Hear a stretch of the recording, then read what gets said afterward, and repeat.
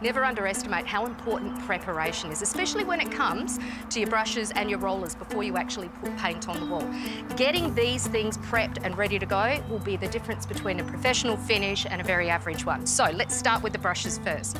For water-based paint, soak it in 1 inch of water for 15 to 20 minutes. For oil-based paint, soak it in 1 inch of terps for the same amount of time.